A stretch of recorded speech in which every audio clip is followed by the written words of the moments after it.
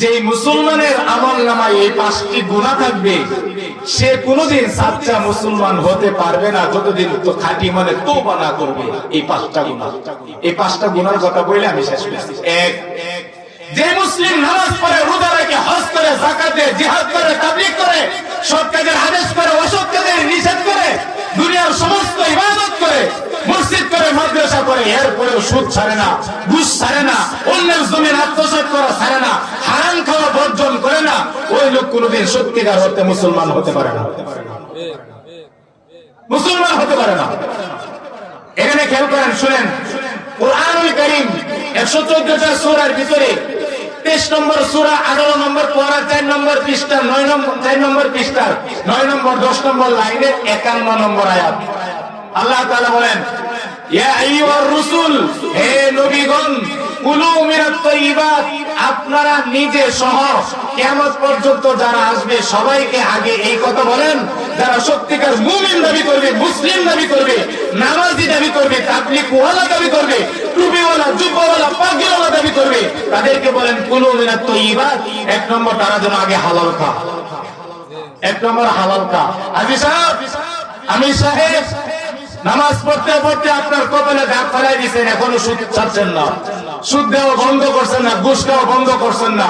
নবীজি বলছেন, আমি না, নবীজি বলছেন, যে ব্যক্তির সমস্ত আমল ঠিক এরপরেও হালাল খায় না, তার কোনো ইবাদত আল্লাহর কাছে কবুল হবে না। আন আবি বকর রাদিয়াল্লাহু তাআলা আনহু আন্নাহু قال لا يدخل الجنة جسد غذي بالحرام। হযরত আবু বকর বলেন, আল্লাহর নবী ইরশাদ করেছেন, ওই শরীর জান্নাতে যাবে না, যাবে না, যাবে না যে শরীরের ভিতরে ঢুকেছে হারাম। এখন আপনি বিশ্বাস করলেও সঠিক, না করলেও সঠিক, আপনি না মানলেও সঠিক, মানলেও সঠিক। কেন? 1 নম্বর, আল্লাহ নবীদেরকে মাসুম বানায় দুনিয়াতে পাঠাইছেন। ওনাদের গুফিরা লাহু মা তাকদ্দামা মিন যামবি ওয়া মা তাআখার, তাদের সব গুনাহ আল্লাহ মাফ করেছেন। এরপরেও তাদেরকে বলতেছেন কুলু মিনাত তাইয়্যিবাত, হে নবীরা হালাল খান। নবীদেরকে যদি হালাল খাওয়ার অর্ডার করে থাকে, তাহলে আমাদেরকে হালাল খাওয়ার দরকার আছে না নাই? বলেন, আছে না নাই? 1 নম্বর হালাল খেতে হবে। পরে বলেন 2 নম্বর, ওয়ামালু সলিহা, নেক আমল করো। বলেন, নামাজ 1 নম্বর, রোজা 1 নম্বর, হজ 1 নম্বর, যাকাত 1 নম্বর, জিহাদ 1 নম্বর, তাবলীগ 1 নম্বর, নাকি হালাল খাওয়া 1 নম্বর? বলেন, এখানে যারা উপস্থিত আছেন, আমি আপনাদেরকে পরিবার মনে করে বলছি, হালাল খাওয়া 2 নম্বর না হালাল খাওয়া 1 নম্বর? হালাল খাওয়া 1 নম্বর। আপনার আর জীবনে ওয়াজ শোনার দরকার নাই। আপনি আজকে থেকে নিয়ত করেন, যতদিন দুনিয়াতে বেঁচে থাকবেন আপনি কাউকে ঠগাইবেন না। উলামায়ে কেরামদেরকে তাদের বিরুদ্ধে যাবেন না, মুরব্বীদেরকে অসম্মান করবেন না, ওয়াদা খেলাফি করবেন না, আমানতের খেয়ানত করবেন না, মিথ্যা কথা বলবেন না, গীবত বলবেন না, চুগলখড়ি করবেন না, গীবত করবেন না, গীবত শুনবেন না, অন্যের দুশ্চর্চা করবেন না, অন্যের জমিন আত্মসাৎ করবেন না, এতিম, অসহায়, গরিব, বিধবা মানুষের উপর জুলুম করবেন না, ন্যায় সঙ্গত কারণ ছাড়া কারো উপর অন্যায় ভাবে কারো উপর বিপদ আপদ চাপায় দিবেন না। হালাল খান, মা বাবাকে সন্তুষ্ট রাখেন, যতটুকু পারেন ইবাদত করেন, আপনাকে আল্লাহ জান্নাত দিয়ে দিবেন। তাহলে 1 নম্বর হালাল খাবো। 2 নম্বর, ওয়ামালু সলিহা, নেক আমল করব। তাহলে বলেন, নেক আমল 2 নম্বর না 1 নম্বর? বলেন, 1 নম্বর বলেন। নেক আমল কয় নম্বর? 2 নম্বর। হালাল খাওয়া 1 নম্বর, হালাল খাবেন। আমি 5 ফকির বাড়ি গোফরগাঁওবাসী আপনাদেরকে অনুরোধ করছি, গভীর রজনী আল্লাহকে সাক্ষী রেখে বলছি, 1 নম্বর হালাল খান। যত নামাজ, রোজা, হজ, যাকাত, যত ইবাদত করি, যদি আমি হালাল না খাই, আমার কোন ইবাদত আল্লাহর কাছে কবুল হবে না। 1 নম্বর হালাল খান। 2 নম্বর, নেক আমল করব। নেক আমল কি? নেক আমল হলো নামাজ পড়া, রোজা রাখা, হজ করা, যাকাত দেওয়া, জিহাদ করা, সৎ পথে চলা, সৎ পথে চলার আদেশ করা, অন্যায়, অশ্লীল, বেহায়াপনা, গান, বাদ্য, শিরিক, বেদাত, কুফর থেকে বেঁচে থাকা, এগুলো হলো নেক আমল। নেক আমল করবেন, সাধ্য অনুযায়ী নেক আমল করবেন। আপনি নেক আমল করবেন, আগে হালাল খাবেন, আগে হালাল, পরে নেক আমল। নেক আমল করে অনেক সমাজের ভিতর অনেক বায়ামান আছে, হুজুর 5 ওয়াক্ত নামাজ পড়ে এখনো মিথ্যা ছাড়েন, হুজুর 5 ওয়াক্ত নামাজ পড়ে এখনো গীবত ছাড়েন, হুজুর 5 ওয়াক্ত নামাজ পড়ে দিলটা এখনো ঠিক হইছে, 5 ওয়াক্ত নামাজ পড়ে হুজুর সুদ ছাড়ে না। আমাদের সমাজে অনেক এরকম অসুস্থ রোগী আছে না নাই? আছে। আপনাদের এখানে না থাকলে আমাদের এলাকাতে আছে। সব ইবাদত করে ঠিক, কিন্তু হালাল খাইতে পারে না। এই জন্য ভাইয়েরা আমার, হালাল খাবো। 2 নম্বর, নেক আমল করব। 3 নম্বর, বিররুল ওয়ালিদাইন, মা বাবার খেদমত করব। আর 5 মিনিট শেষ করে দিচ্ছি। মা বাবার খেদমত করবেন। তাহলে 1 নম্বর হালাল খাবো, 2 নম্বর নেক আমল করব, 3 নম্বর মা বাবার খেদমত করব। 4 নম্বর, ঋণ পরিশোধ করে তারপরে মারা যাওয়ার চেষ্টা করব। ঋণ যদি নিয়ে মারা যান, খুদার কসম, গভীর রাত্রি, গভীর রজনীতে আল্লাহকে সাক্ষী রেখে বলছে, এক সাহাবী আসছেন, এক সাহাবী নতুন ইসলাম ধর্ম গ্রহণ করার পর আয়েশা বলতেছেন, ইয়া রাসূলুল্লাহ, ইয়া হাবিবাল্লাহ, এই মজমার ভিতরে আপনি সাহাবাদেরকে যুদ্ধের ময়দানের জন্য বলতেছেন, আপনি নাকি বলছেন আল জিহাদু মুখতাসারুন তরিকুন ইলাল জান্নাহ, যারা বাতিলের বিরুদ্ধে আল্লাহর জমিন, আল্লাহর দ্বীন প্রতিষ্ঠা করার জন্য জিহাদ নামক আযীমুশান ইবাদত করবে, আল্লাহ নাকি তাকে তাড়াতাড়ি ছোট রাস্তা দিয়ে জান্নাতে দিয়ে দিবে। হুজুর, আমি নতুন সাহাবী, ইসলাম ধর্ম গ্রহণ করেছি, আমার নামটা যুদ্ধের ময়দানের জন্য, জিহাদের জন্য লেখে। বিভিন্ন রেওয়ায়েত পাওয়া যায়, তার ভিতরে একটা রেওয়ায়েত হলো আল্লাহর নবী বলছেন, তোমার কি ঋণ আছে? যদি ঋণ থাকে তোমার যুদ্ধের ময়দানে জিহাদ করা দরকার নাই। আরেক রেওয়ায়েত আছে, এক সাহাবী বলছেন, হুজুর, আমি তো যুদ্ধের ময়দানে যাইতে পারতেছি না, আমার তো কিছু ঋণ আছে। আল্লাহর নবী বললেন, তাহলে তুমি ঋণ পরিশোধ করো, তোমার যুদ্ধ করার দরকার নাই। বিশ্ব নবী, রহমতের নবী, সরদারে দু আলম নবী, হাবিবে কিবরিয়া নবী এক জানাজায় উপস্থিত হইলেন।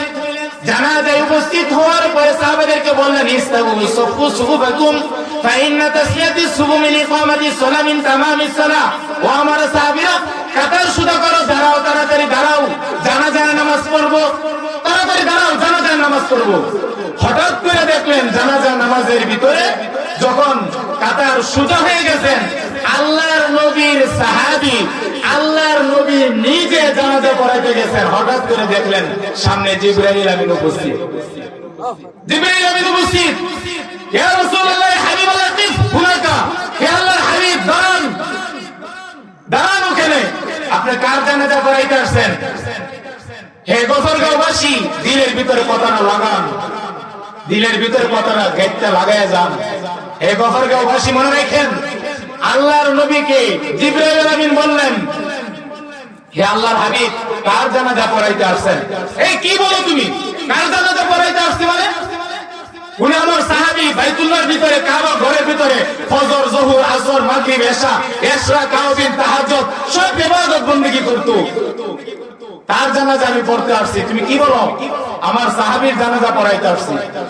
জিবরাইল আমিন বললেন, হে আল্লাহর হাবিব, যেই সাহাবী অথবা যেই লোকের জানাজা আপনি পড়াইতে আসছেন, ওনার আমলনামায় ঋণ আছে, উনি ঋণ রেখে গেছে। কিতাবের ভিতরে আসছে, আল্লাহর নবী বললেন, এই উমর, এই আবু বকর, এই উসমান, আলী, অথবা এই অমুক তমুক, তোমরা জানাজা পড়ো, আমি গেলাম। জানাজা পড়ান নাই। ঋণ লয়ে যে ব্যক্তি মারা যায়, তার জানাজা নবীজি পড়ান নাই, নবীজি পড়ান নাই। অথবা নবীজি বলছেন, উনি যে ঋণ নিয়ে মারা গেছে, ওনার কেমন কোন লোক আছে অথবা টাকা পয়সা ব্যাংক ব্যালেন্স আছে ঋণ পরিশোধ করার মতো?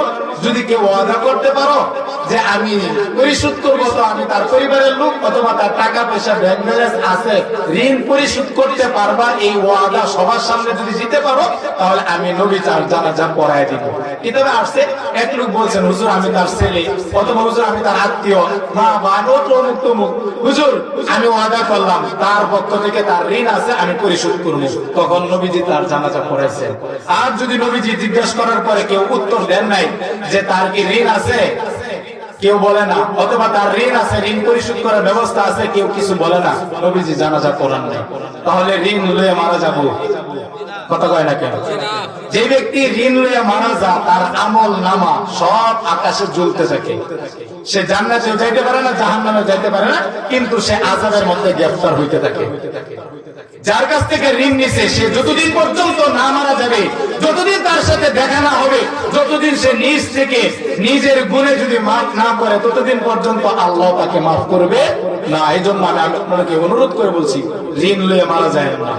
অনেক ভাই আছে বলে, কেউ যদি আমার ছেলের কাছে আমার আব্বার কাছে ঋণ পায় থাকেন আমাকে অনুরোধ করে জানাবেন, আমি পরিশোধ করার চেষ্টা করবো। গোড়ার দিন 1 টাকাও পরিশোধ করে না। কথা কয় না, পরিশোধ করে না, পরিশোধ করে না।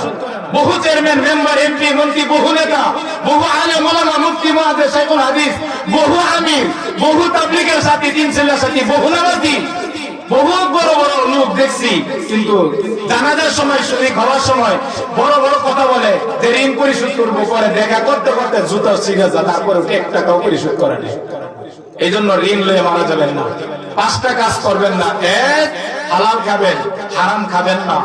2, নেক আমল ছাড়বেন না, শব্দ অনুযায়ী নেক আমল করবেন, গুনার কাজ করবেন না।